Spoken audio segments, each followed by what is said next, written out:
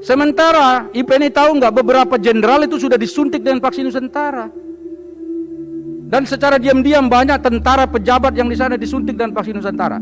Anggota Komisi 9 banyak yang ikut di vaksin Nusantara. Sehat semua mereka ini. Ibu masih goyang kepala.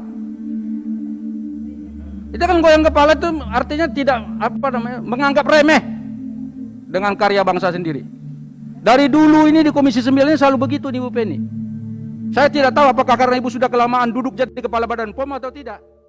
Nama Penny Lukito semakin tak asing bagi masyarakat Indonesia.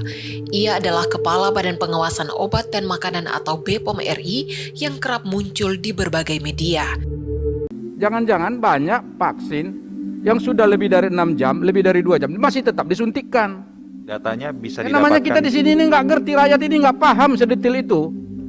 Kita lah yang mengawasi. Nah ini tugas DPR, makanya ya, ada rapat. Pak, nanti kami siapkan datanya dan saya kira Kementerian Kesehatan juga harusnya ada data tersebut. Jadi mohon maaf Ketua. Karena itu kan terkait dengan prasarana pelayanan Pak. Jadi semuanya jangan disalahkan pada Badan POM. Kami di dalam pemerintahan tentunya ada struktur-struktur dengan tugas dan fungsinya masing-masing. Nama Penny semakin dikenal terutama karena perannya dalam polemik vaksin Nusantara besutan Dr. Terawan. Vaksin imunoterapi Nusantara yang bakal dibeli Turki ini menyimpan kejanggalan dalam benak publik. Pasalnya, di negara asalnya Indonesia, keberadaan vaksin ini terkesan dihambat oleh BPOM dalam proses uji klinis. Saya tidak butuh anggaran dari negara, yang saya butuhkan adalah goodwill, political will. Apa yang mau dilakukan? Mau tidak keluar anggaran kok, maksud mengeluarkan aturan untuk menghalangi. Untuk apa?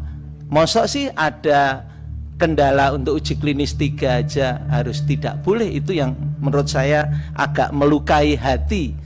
Akibatnya vaksin dengan model sel dendritik pertama di dunia ini belum bisa diproduksi secara massal sampai saat ini. Padahal vaksin Nusantara sendiri, sebagaimana disebut Dr. Terawan, sudah terdaftar di WHO. Sosok yang disebut-sebut menghambat produksi vaksin adalah Penny Lukito sebagai Kepala BPOM RI. Ia kerap dicecar oleh DPR lantaran dinilai lebih menganak-emaskan vaksin asing daripada vaksin dalam negeri. Lantas, siapakah sosok Penny Lukito? Bagaimana latar belakangnya? Berikut adalah profil lengkap dan fakta tentang Penny yang kami rangkum dari berbagai sumber. Sebagaimana dikutip dari situs resmi BPOM RI, Dr. Insinyur Penny K. Lukito MCP lahir di Jakarta pada tanggal 9 November 1963. Penny resmi menjabat sebagai Kepala Badan Pengawas Obat dan Makanan sejak 20 Juli 2016 hingga saat ini. Pemilik nama lengkap Penny Kusumastuti Lukito ini menikah dengan Firdaus Ali PhD dan dikaruniai 4 orang anak.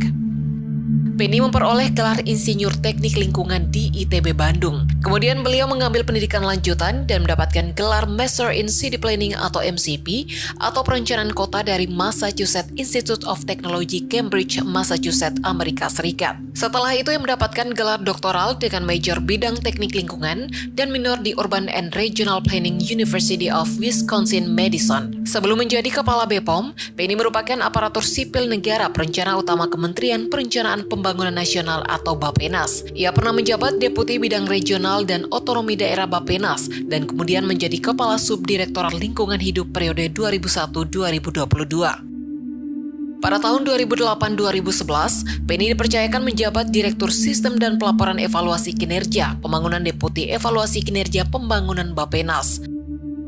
Latar belakang pekerjaan dan pendidikan Penny yang kontras dengan jabatannya sebagai Kepala Badan POM sudah menjadi kontroversi sejak awal dilantik pada tahun 2016 lalu. Saat itu polemik muncul disebabkan latar belakang Penny yang berasal dari Badan Perencanaan Pembangunan Nasional atau Bappenas dengan latar belakang pendidikan teknik lingkungan. Namun, Jokowi tetap mendukung penuh Penny setelah lolos sejumlah mekanisme seleksi yang dilakukan pemerintah. Sebelum dilantik, Penny mengaku mendapat pesan dari Jokowi. Kepada Bu Penny, sebagaimana dilansir dari Kompas.com, Jokowi menyampaikan pesan kepada siapapun yang mempertanyakan latar belakangnya. Jokowi menegaskan bahwa Penny ditugaskan sebagai Kepala Badan POM adalah untuk memimpin perubahan meski latar belakangnya bukan dari dunia farmasi. Bagi Jokowi, latar belakang bukan satu-satunya tolak ukur untuk memimpin satu lembaga, melainkan kemampuan manajerial untuk menggerakkan sumber daya lembaga ini mencapai perubahan. Penny menyebutkan masa kecilnya yang dihabiskan di Bandung, Jawa Barat, dipenuhi cita-citanya untuk menjadi dokter. Masa kecilnya dihabiskan di Bandung bersama ayahnya yang merupakan seorang dosen dan ibunya seorang ibu rumah tangga. Sejak kecil, Penny bercita-cita menjadi dokter. Ibunya sangat mendukung keinginan itu, bahkan Penny mengaku banyak terinspirasi dari sang ibu. Namun Penny mengungkapkan Tuhan memiliki rencana yang lebih baik. Setelah beranjak ke tingkat pendidikan yang lebih tinggi, dia tidak melanjutkannya di bidang kedokteran. Meski cita-cita masa kecilnya untuk menjadi dokter pupus, tetapi ketertarikan pada bidang kesehatan tidak pudar. Penny berlabuh di teknik penyihatan atau saat ini disebut teknik lingkungan untuk pendidikan strata 1 di Institut Teknologi Bandung atau ITB. Penny menceritakan meniti karir di birokrasi pemerintahan bukan hal yang mudah. Setelah menjabat berbagai posisi di Bappenas, ia mengaku sempat tersingkir dan ditempatkan sebagai pejabat fungsional. Ia menyayangkan hal tersebut sekaligus mempertanyakan alasan dirinya ditugaskan sebagai pejabat fungsional. Penny sendiri merasa tidak melakukan kesalahan apapun selama bekerja. Luapan kekecewaannya juga dituangkan Penny di dalam tulisan-tulisan yang dimuat di majalah dan koran terkait kepemimpinan birokrasi hingga reformasi birokrasi. Ia pun mendatangi pimpinan dan mempertanyakan alasan dirinya diputasi. Menurut dia, di fungsional seorang ASN tidak bisa mengambil keputusan, tidak bisa bersuara. Alhasil, Penny dipercaya menjadi Komisi Nasional Perumusan Agenda Pembangunan Pasca Millennium Development Goals pada 2015. Tak berhenti di Bappenas, Penny merasa sempat diperebutkan oleh mantan Menko Pembangunan Manusia dan Kebudayaan Puan Maharani dan Presiden Joko Widodo. Kala itu ia terpilih sebagai eselon 1 di Kemenko PMK setelah melewati seleksi. Namun Presiden Jokowi menahan pengangkatannya di Kemenko PMK dengan alasan akan ditugaskan sebagai Kepala BPOM. Padahal waktu itu, Bu Puan sudah semangat sekali mewawancarai dirinya dan merasa senang Bu Penny bisa menjadi stafnya.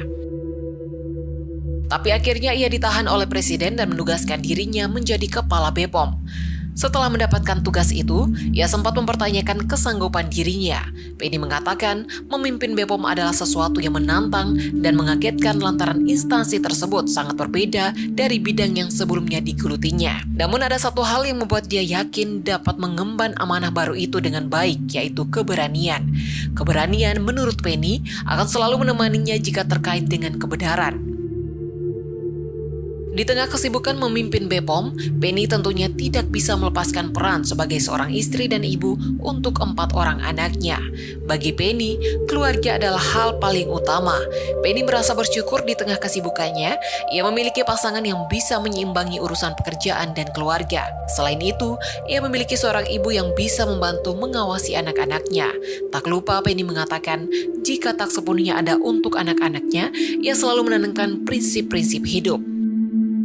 Sosok Raden Ayu Kartini adalah idola dari Penny Lukito. Kartini dikenal sebagai pelopor emansipasi wanita untuk mendapatkan pendidikan yang setara dengan laki-laki dan terbebas dari kolonialisme. Terakhir, Penny mengatakan, dengan memiliki pendidikan yang baik, perempuan tak perlu takut ketika masuk ke bidang manapun termasuk di dunia birokrasi pemerintahan.